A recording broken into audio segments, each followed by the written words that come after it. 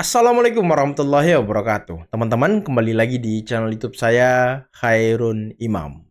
Gimana nih kabar kalian? Semoga kita semua selalu diberi kesehatan, kemudahan, dan juga limpahan rezeki dari Yang Maha Kuasa, teman-teman ya.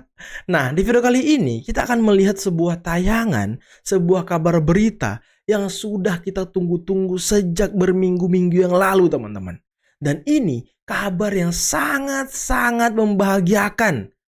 Ya, saya tahu teman-teman sudah banyak yang muak, banyak yang kesal dengan Polda Metro karena lambat, tapi ya itu semua sudah terobati hari ini.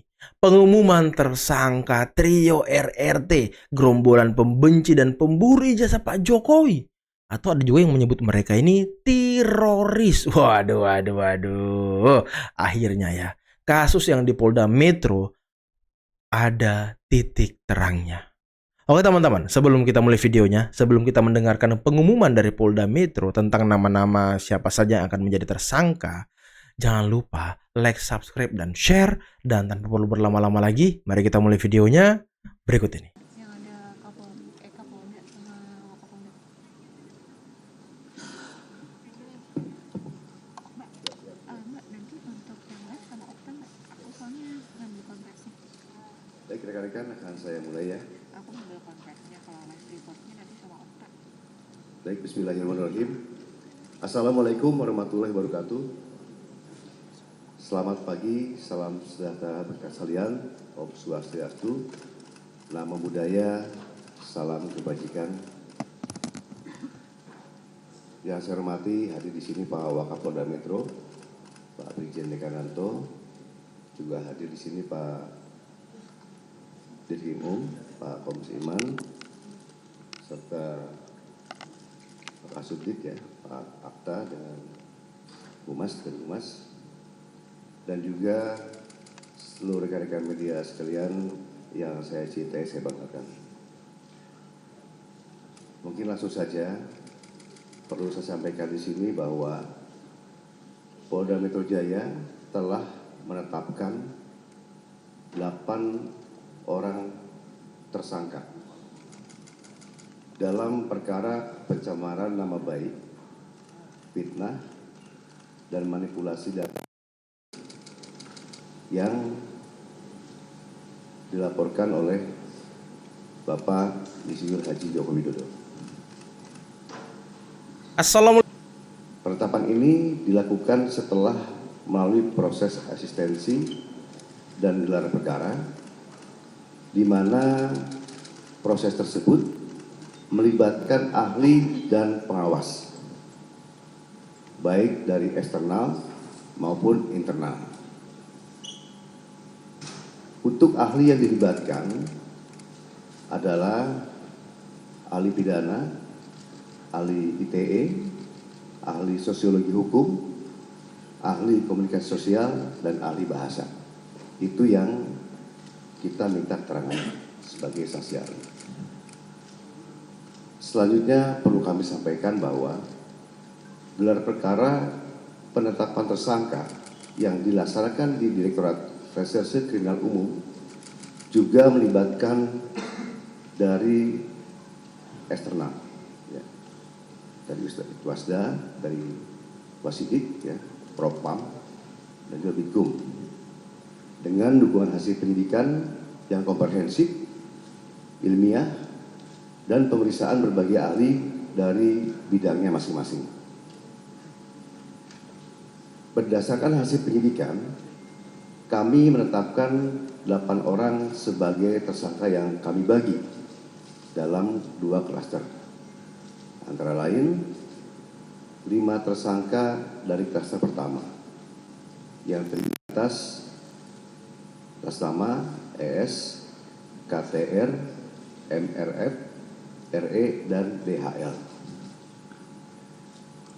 Untuk tersangka dari klaster ini dikenakan pasal 310 dan atau pasal 311 dan atau pasal 160 KUHP dan atau pasal 27A junto pasal 45 ayat 4 dan atau pasal 28 ayat 2 junto pasal 45A ayat 2 Undang-Undang ITE.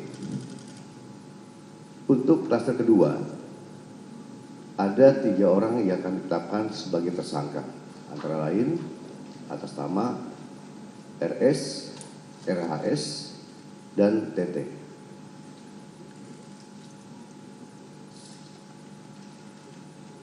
Tersangka pada klaster 2 dikenakan pasal 310 dan atau pasal 311 KUHP dan atau pasal 32 ayat 1 junto pasal 48 ayat 1 dan atau pasal 35 junto pasal 51 ayat 1 dan atau pasal 27A junto pasal 45 ayat 4 dan atau pasal 28 ayat 2 junto pasal 45A ayat 2 Undang-Undang ITE. Rekan-rekan media yang saya banggakan, dalam prosesnya penyidik telah memeriksa 130 saksi dan 22 ahli dari berbagai bidang yang terdiri dari 1. Dewan Pers, kedua Keterbukaan Informasi Pusat, yang ketiga Dirjen Peraturan dan Perundang-undangan dari Kemenkumham, yang keempat Akademisi Digital Forensik, yang kelima Asosiasi Digital Forensik, yang keenam Praktisi Digital Forensik, yang ketujuh Ahli Bahasa Indonesia, yang kedelapan Ahli Sosiologi Hukum, yang kesembilan Ahli Psikologi Massa, yang ke-10 Ahli Komunikasi Sosial, yang ke-11 Ahli Anatomi dari UI, yang ke-12 Ahli Hukum ITE, yang ke-13 Ahli Hukum Pidana, yang ke-14 SDM Kesehatan Kemenkes, yang ke-15 Lab Dokumen dan Digital Forensik. Selain itu, penyidik juga telah menyita 723 item barang bukti termasuk dokumen asli dari Universitas Gadjah Mada yang menegaskan bahwa ijazah Insinyur Joko Widodo adalah asli dan sah. Hal tersebut juga diperkuat oleh hasil pemeriksaan dari Puslapor Polri dalam aspek analog dan digital. Berdasarkan temuan tersebut, penyidik menyimpulkan bahwa para tersangka telah menyebarkan tuduhan palsu dan melakukan edit serta manipulasi digital terhadap dokumen ijazah dengan metode analisis yang tidak ilmiah dan menyesalkan publik. Selanjutnya, penyidik akan berkoordinasi dengan Kejaksaan Tinggi DKI Jakarta untuk proses hukum lebih lanjut. Pada kesempatan ini, kami tegaskan bahwa penanganan perkara yang kami lakukan murni proses penegakan hukum. Kemudian seluruh tahapan juga dilakukan secara profesional, proporsional, transparan, dan akuntabel.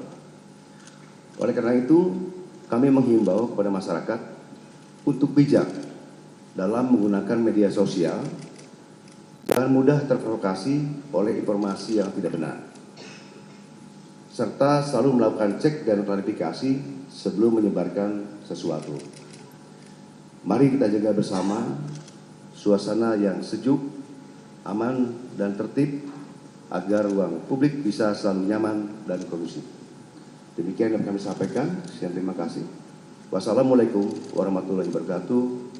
Om Santi Santi Om. Namo Buddhaya. Salam kebajikan. Terima kasih. Baik, mungkin silakan dari rekan-rekan media, mungkin ada yang kan.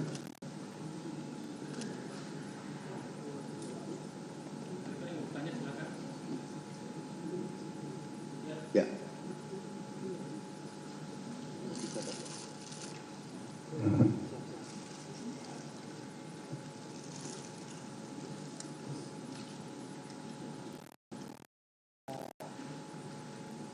Dari mana?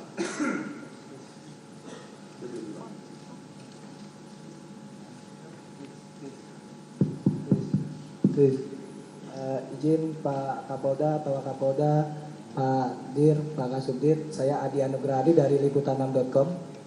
ada dua yang ingin saya tanyakan, pertanyaan ringan saja. Yang pertama, bagaimana Polda Metro Jaya memastikan bahwa kasus ini diusut sampai ke tahap pengadilan. Yang kedua, yang kita tahu bahwa jarak antara pengumuman yang dilakukan oleh Barreskrim Polri dengan yang disidik oleh Polda Metro Jaya itu kan ada kaitannya gitu loh. Pada saat Barreskrim Polri mengumumkan bahwa tidak ada unsur pidana di dalam laporan ada aliansi masyarakat itu, apa yang membuat kasus ini terbilang lama dalam proses penyidikan? Apakah itu kaitannya dengan unsur pasal yang disangkakan oleh Polda Metro Jaya terhadap para terlapor atau seperti apa gitu? Terima kasih.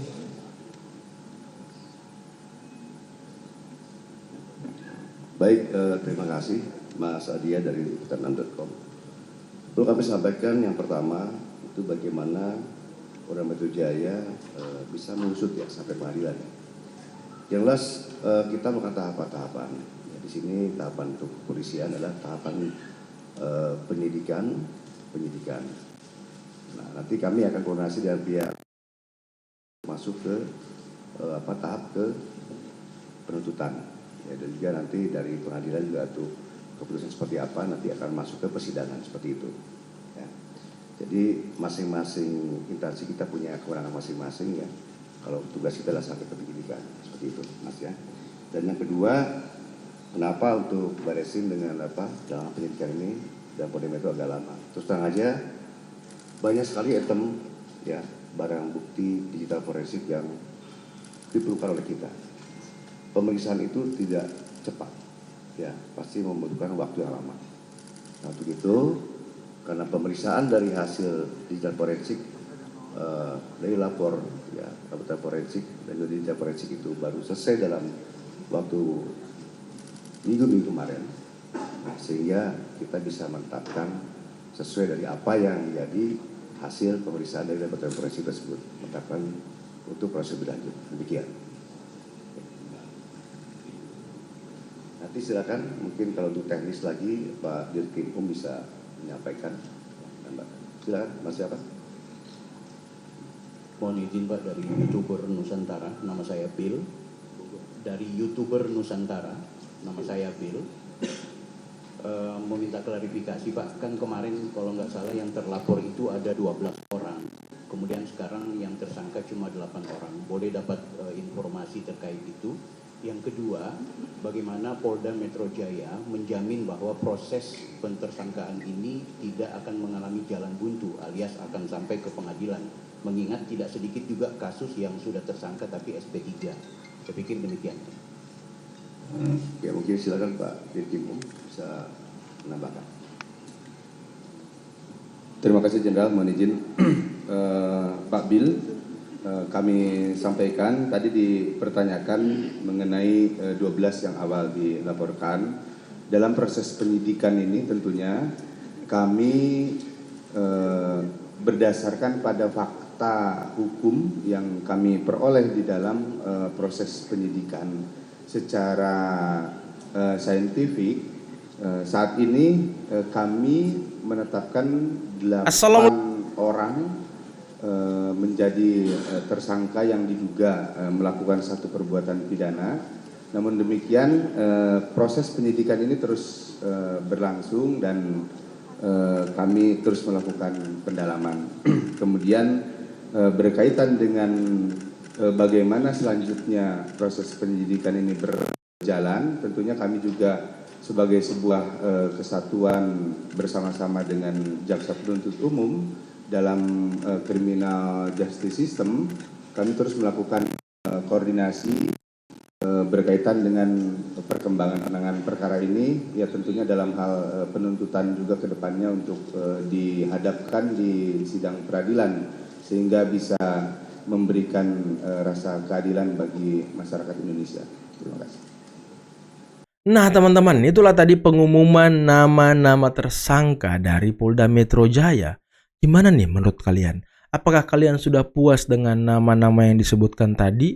Ataukah sebenarnya ada nama lain yang belum masuk jadi tersangka? Nah, coba kalian komen di bawah ya.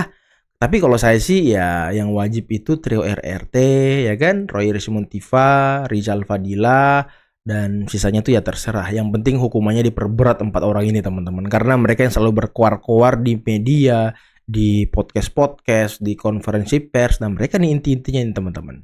Oke, mungkin cukup sekian dulu video kali ini. Jangan lupa teman-teman like, subscribe, dan share videonya. Akhir kata, billahi taufiq wal hidayah. Assalamualaikum warahmatullahi wabarakatuh. Bye-bye.